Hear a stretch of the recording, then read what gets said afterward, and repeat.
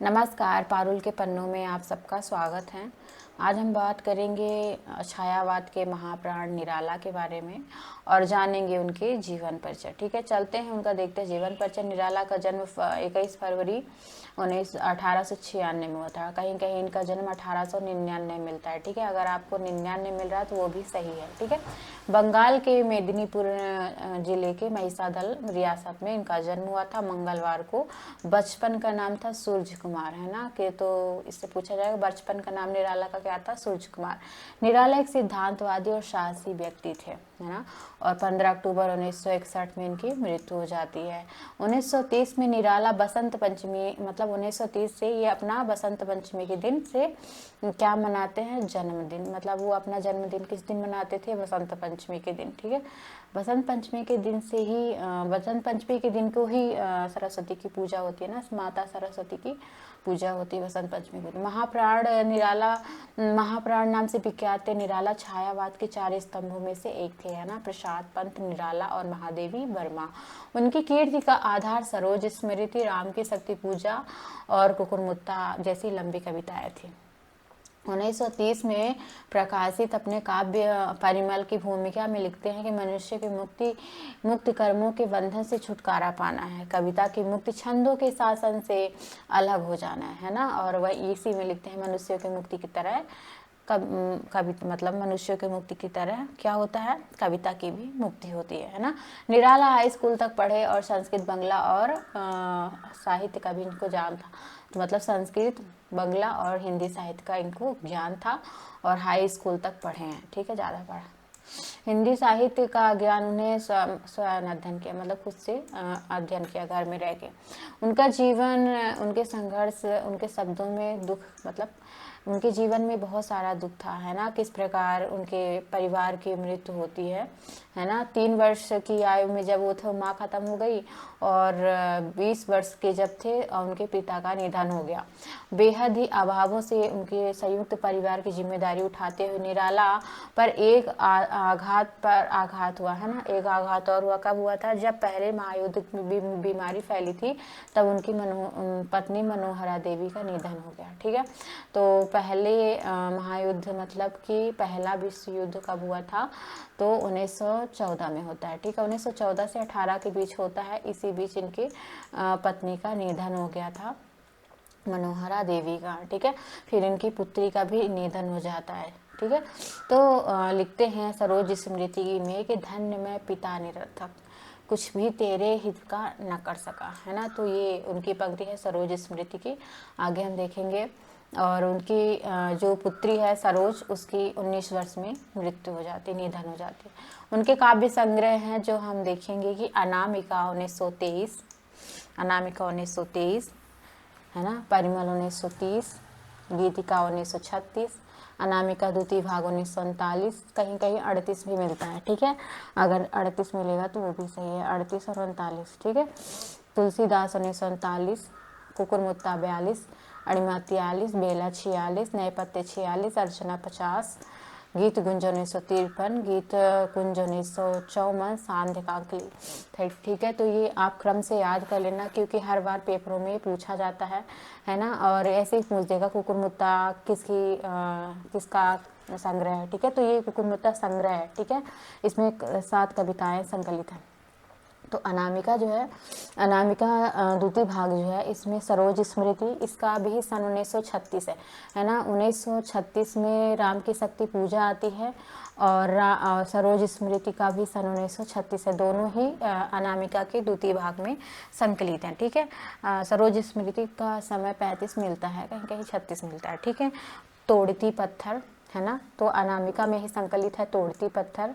ठीक है, देखा उसको मैं इलाहाबाद में, वो तोड़ती पत्थर उनकी एक कविता है। और प्रेयसी, है ना, तो ये इनकी मतलब अनामिका में संकलित है। ठीक है, और जो परिमल में संकलित है तो जूही की गली, है ना, जूही की गली इसमें है। इसमें जूही की गली और बादल राग, पंचवटी, है ना, पंचवटी, प्रसंग और भिक्षुक। तो ये भी पूछा जाता है भिक्षुक जो कविता है किसमें संकलित है? तो परिमल में। ठीक है, निराला की जो सरोज स्मृति है, इनके पुत्री का निधन हो गया। फिर जब वो मतलब उनका जीवन बहुत ही संघर्ष से गुजरा, उन्होंने अपनी पुत्री के लिए ये सरोज स्मृति लिखा था। सरोज नाम था उनकी पुत्री का, ठीक है। कुकुरमुत्ता जो है ये इसमें 7 मतलब 7 कविताएं संकलित हैं, ठीक है। तो ये हो गया। फिर आते हैं किसमें, बेला में। हाँ, बेला क्या है, बेला एक गजल संग्रह है ना। बेला को क्या कहा गया है, गजल संग्रह। ये गजलों का इसमें ऐसे पूछा जाता है कि निराला के किस कृति में गजल है ना, गजलों का वर्णन है। तो बेला, बेला में गजल है, ठीक है, गजल। और अणिमा में क्या है, अणिमा में गीतों का संग्रह है। तो अणिमा 1943, बेला 1946। तो गीत किस में है, अणिमा में है, और बेला में क्या है, गजल है ना। तो गीतों का, गीत किस में है, अणिमा गीत, बेला गजल, ठीक है। बेला में गजल है।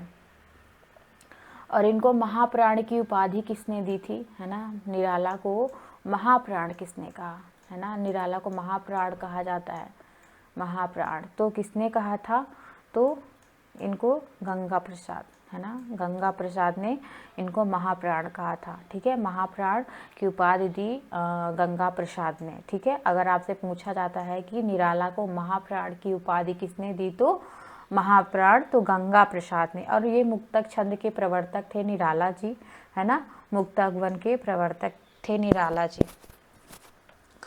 तो इनका, ठीक है, आगे चलते हैं, क्योंकि अभी हम परिचय पढ़ रहे हैं। जब निराला की हम कविताएं पढ़ेंगे उसमें हम आगे बात करेंगे, ठीक है, आगे उनमें हम बात करेंगे। आगे चलते हैं।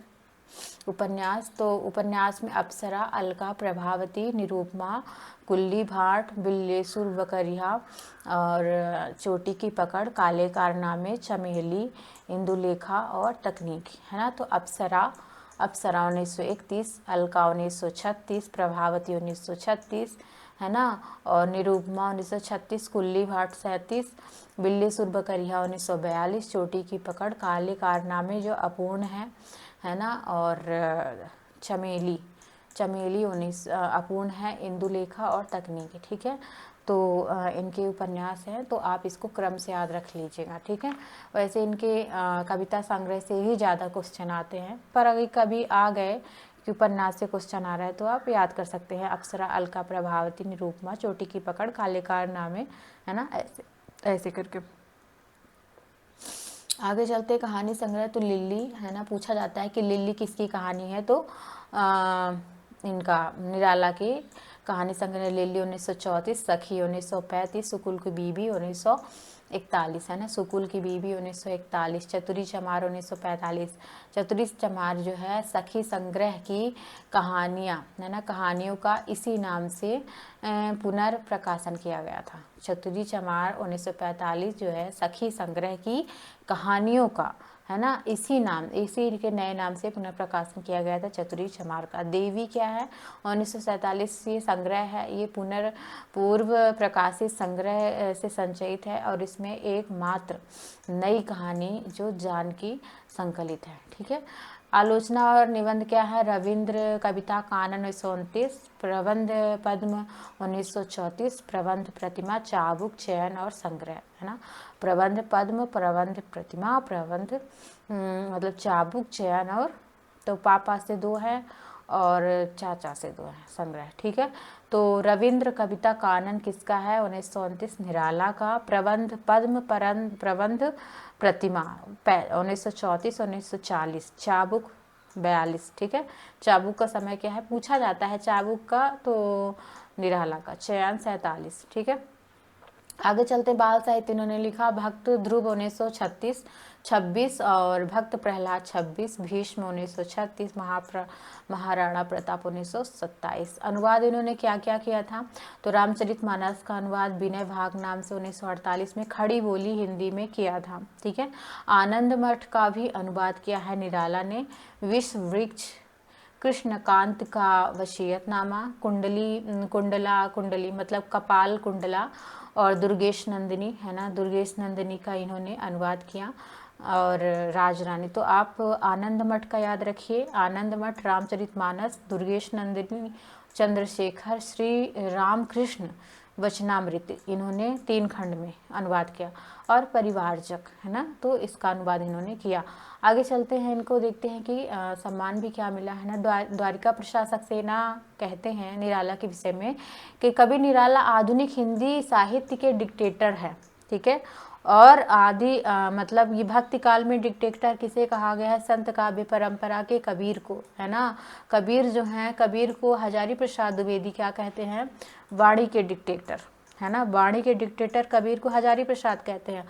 और द्वारिका प्रसाद लिखते हैं कि जो आधुनिक, है ना, आधुनिक निराला आधुनिक हिंदी भाषा के डिक्टेटर हैं, है ना। वाणी का डिक्टेटर कबीर को हजारी ने कहा था। द्वारिका जी ने किसको कहा? निराला को, क्योंकि वे अपने भावों और विचारों के अनुकूल अभिव्यक्ति में स्वसफल दिखाई देते हैं। एक दूसरी बात यह है कि जहाँ भाषा कवि की गहन अनुभूति के साथ नहीं चल सकी, वहाँ न केवल कवि का अभिव्यक्त ही श्रृंखला मतलब विश्रृंखला हो गई, अपितु भाषा में भी अस्पष्टता की आ गई, है ना।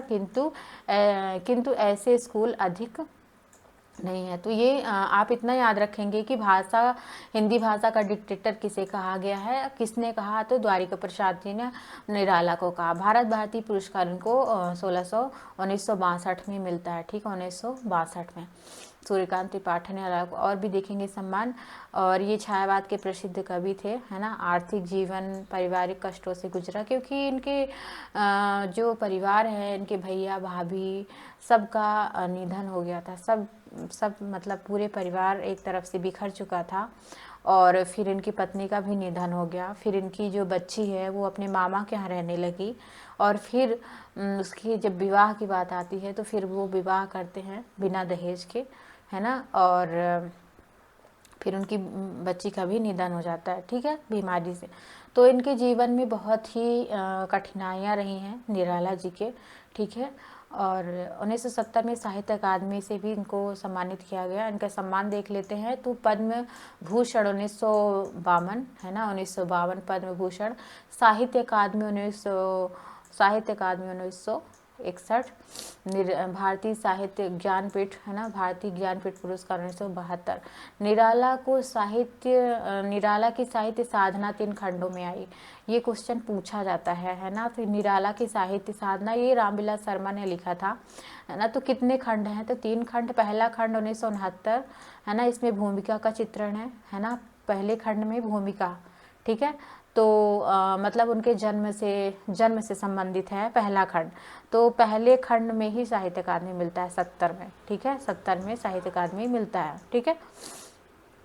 और जब पहला खंड लिखते हैं तभी 1970 में साहित्य अकादमी इनको मिल जाता है।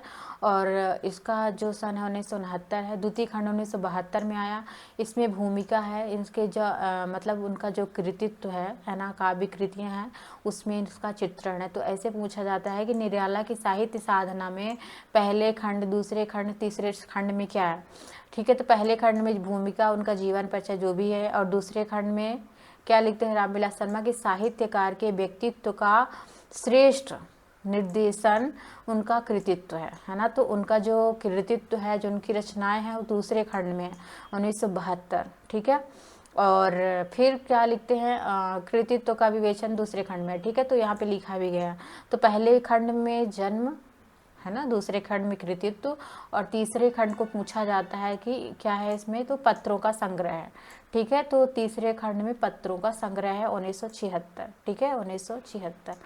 क्योंकि इनका जो निधन है 1961 में हो जाता है ना। तो मतलब 71 में, सॉरी। तो इनको मतलब 70 में साहित्य अकादमी मिलती है, ठीक है, साहित्य अकादमी। तो किस में मिलता है? निराला की साहित्य साधना, है ना, 3 खंड में आई। ये पूछा गया क्वेश्चन है कि निराला की साहित्य साधना कितने खंडों में है? तो 3 खंडों में। बहुत इंपॉर्टेंट है ना। पहला खंड, दूसरा खंड, तीसरा खंड। तीसरे खंड में पत्र साहित्य का चित्रण है, ठीक है। तो ऐसे याद करेंगे। किसी भी व्यक्ति के पहले जीवन का चित्रण होता है, फिर उसके कृतित्व का होता है, फिर उसने जो भी लिखा है ना, मतलब कि पत्रिका संपादित की, तो पत्रिकाओं का, ठीक है। 1970 में साहित्य अकादमी, ठीक है। अगर आपको क्लास अच्छी लगती है तो आप प्लीज़ लाइक शेयर और सब्सक्राइब कीजिए। धन्यवाद।